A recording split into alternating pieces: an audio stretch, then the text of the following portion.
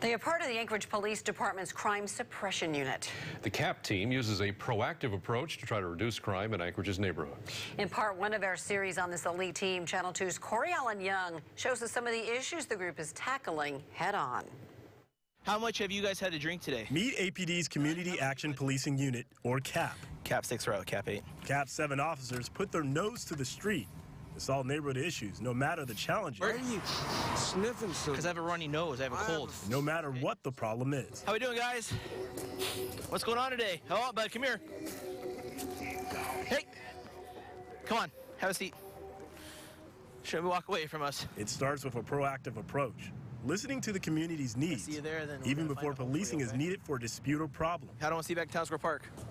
Have a good day. When we get a complaint, we look at the location, what's going on in the area. We may talk to neighbors in a neighborhood, and then we determine what's the best course of action to interdict on those things. Action. How's it going, guys? Is what CAP officer Will Cameron gets on the street 4 days a week, 10 hours a day. One day that could be panhandlers and illegal campers, or public inebriation or stop sign violations. Cameron has seen a lot in his 7 years of the force, and each day brings a challenge. Let's go and see what we can get into. The aim is to gain a big picture view of crime here in Anchorage in an effort to make a difference. And if you have a chronic issue in your neighborhood that you would like for my team to address, please give me a call, and we will address it. The method has shown positive results. I can hear you yelling at each other from Juneau there. What's happening? With members actively looking to reduce crime and violence that happen on a daily basis. We actually stopped a sexual assault that was occurring where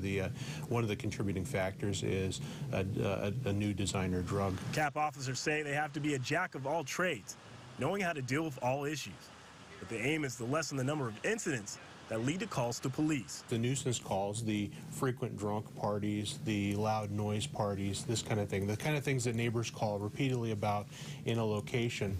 These are the kind of things that the excessive police calls ordinance deals with. Anchorage Municipal Code states that after police respond to your residence 8 times during a year, you will be fined $500 per call. If you talk to the average citizen, they might call police officers or 911 once, twice a year, maybe, if that. Having people over that are drinking all your booze, and now you want them out because they drank all your booze, so you call the cops.